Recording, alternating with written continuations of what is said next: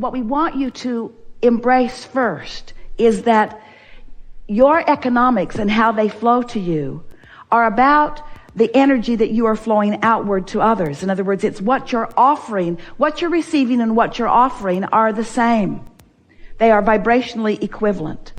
And if you can think in terms of the service that you're offering, now we offer that word carefully because you misunderstand it every time someone uses the word.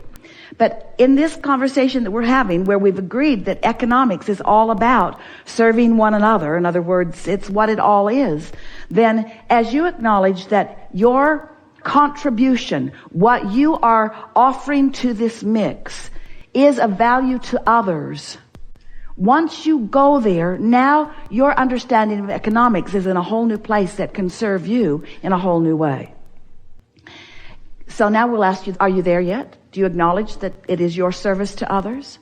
So now, in what ways do you serve? You were going to make a short list a little while ago, but in what ways do you serve others? You serve others by getting energy flowing. You serve others by tapping into the stream of infinite intelligence. You serve others by tuning in, tapping in to the frequency, this high power frequency. You serve others by understanding the path of least resistance. You serve others by being wobble free. You serve others by tapping in, not just to infinite intelligence, but to infinite prosperity, to infinite abundance of energy, to infinite ideas. If you're serving others, then isn't it the idea that really is at the basis of most service, you see? When you loosen up these cobwebs and you start acknowledging that you could be in the right place at the right time, in more conversations, in more opportunities to uplift, if you would put your attention upon the energy that you're receiving, which then you will be flowing. But here's the most interesting thing about economics. We already said it to you, but we're going to say it to you again.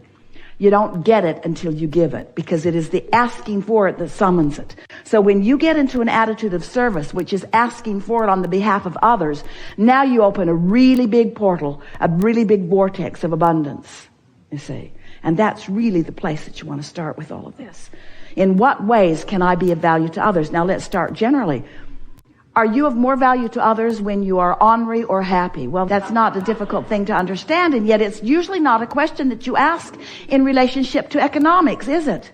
Because you're thinking in terms of your action, not in terms of your attitude. But your attitude, your mood, your vibration is everything in terms of what you receive and in terms of what you give, you see. So if you're thinking in terms of being the portal through which all of this flows, do you acknowledge that the world is out there asking?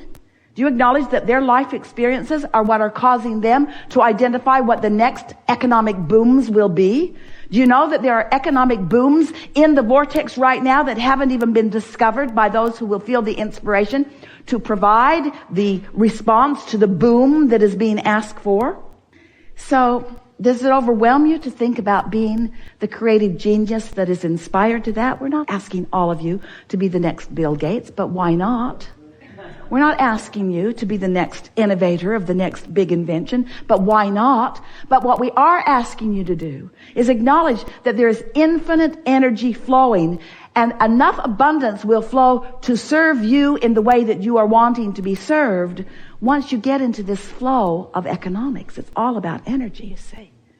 As much money is coming to you, we're saying money, financial abundance is coming to you as you are asking for and allowing. But what's interesting, as in our earlier conversation, you're motivating yourself to the asking rather than inspiring yourself to the asking. So it's not a clear, open thing that's going on, because in the worrying about what you're going to do with it or where it's going to come from, you block the flow of it.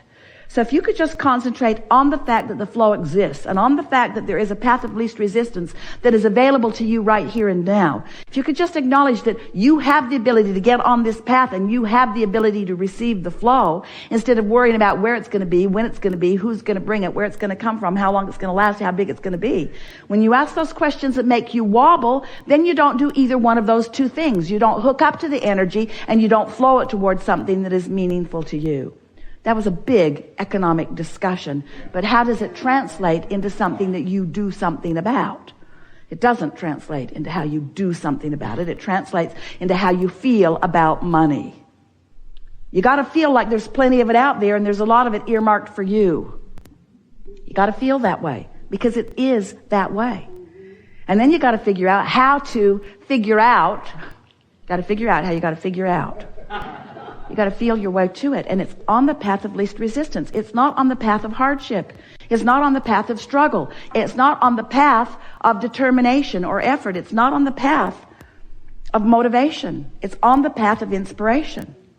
You got to tune into the path, you see, to the path of inspiration. So we have some questions for you. We asked you some earlier. You were quiet about it. We want you to be more bold in your response now. Do you believe in infinite intelligence?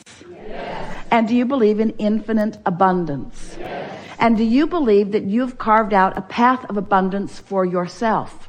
Yes. Do you understand that your vortex holds that path? Yes. Do you believe that the path will be inspired to you? Yes. Do you think you'll get there with worry? No. How are you going to get there? How are you going to find the trail? How are you going to find that path? You're going to worry your way to it? You're going to struggle your way to it? You're going to take courses on how to find, on what does the world want? Yeah, this graduating class needs to be really good at this because someone has prophesied that there's going to be a lot of that wanted later. Do you want to do that? No. Do you want to do that? No. Well, you better want to do that because that's where all the money's going to be later. So you better figure out how to get good at doing something that you don't want to do because that's where the economy is going.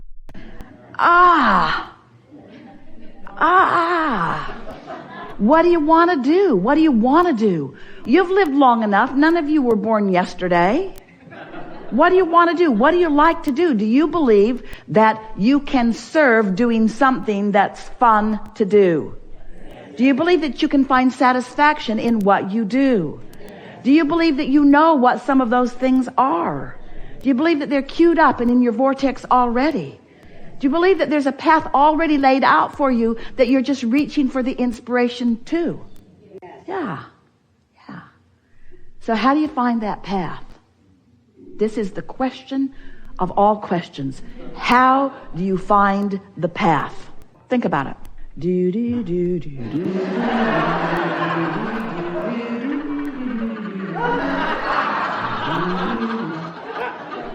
How do you find the path?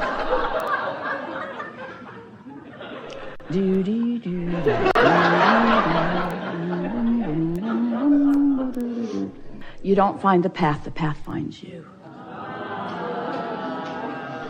It's an inspired path. It's not a motivated path. The path will find you.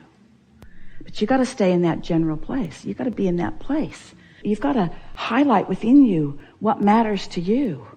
I like freedom and I like fun and I like inspiration. I like great ideas and I like being of value. And I like sniffing out the trail and I like following the trail and I like where the trail leads. The path will find you. You've just got to do the wobble-free work, you see. The path will find you. There was somebody at the Cancun retreat that said that a brother-in-law that he didn't know existed gave him an enormous amount of money. It just appeared in the universe. Something that he had not expected at all. Well, it's like that. It's just like that. I'm curious if there's like an advanced level. Yeah. You all have huge inheritances. You do. Huge inheritances. But you got to put yourself in the place of receiving the inheritance. Sometimes the inheritance comes in the form of money deposited right to your account. And you all think, yeah, that's the method I choose. But sometimes it comes in the form of an idea. Sometimes it comes in the form of a collective experience with others. And depending upon who you are and what you want, it will satisfy all of those things, you see. You think that you would like a big pile of money to descend on you. And for a while it would be fun because you would do the things that you haven't been doing that you feel that you need the money in order to do. But it would not be a long-lasting, satisfying experience because it's not the clump of money that you're reaching for. It's the flow of money. It's not the destination that you're reaching for. It's the reason to go on the journey.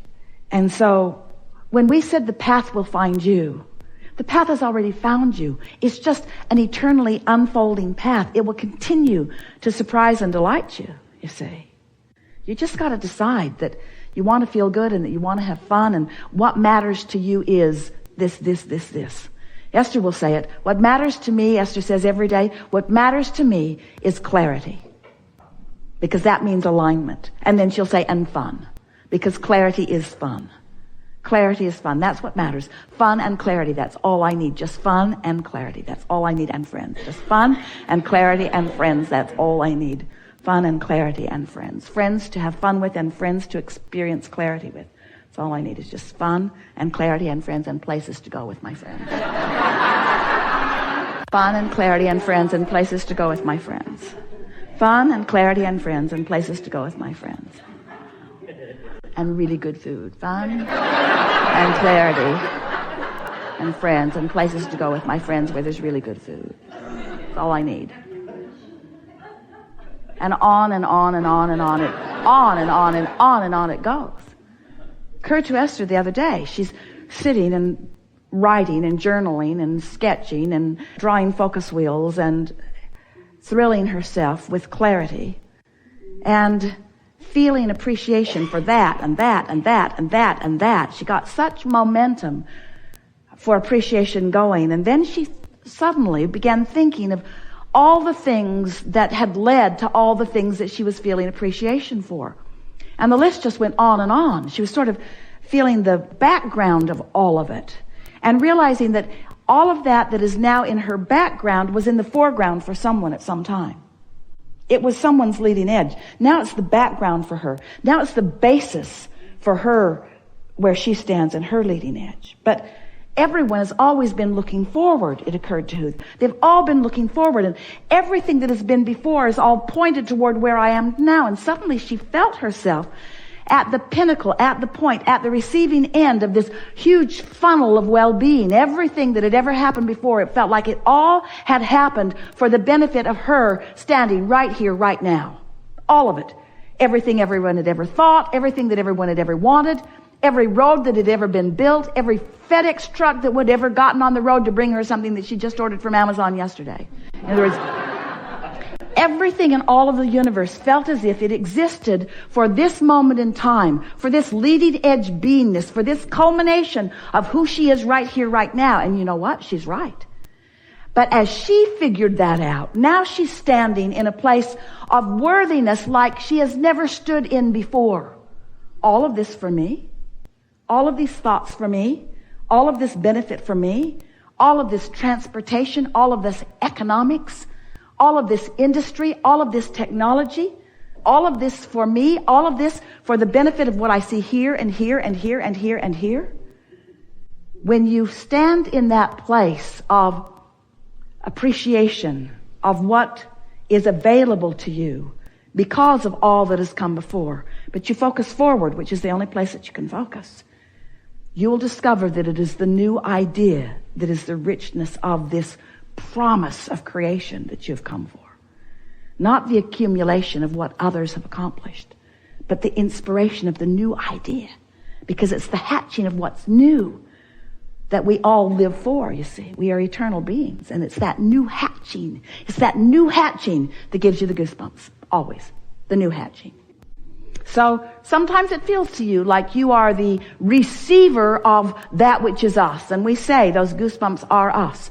But it's your newfound receiving place of that vibration that makes you feel it the way you do. It's that breaking loose into the new place. Always a new place, always a new place, always a new place, always a new place. More to live, more to love, more to know, more to taste, more to feel, more to see, more to smell, more to hear, more to experience, more to live. That's the abundance that is yours. That's the inheritance that's there for you. And you stand at the point of it. You stand at the point of all of that, ready to receive it. And the question is, are you ready? Are you ready? Do you really love yourself? Have you practiced that? How mad have you been at others? That blocks what flows to you. How allowing are you of others? Because that opens what flows to you. How much do you love life? Because that's what opens to you.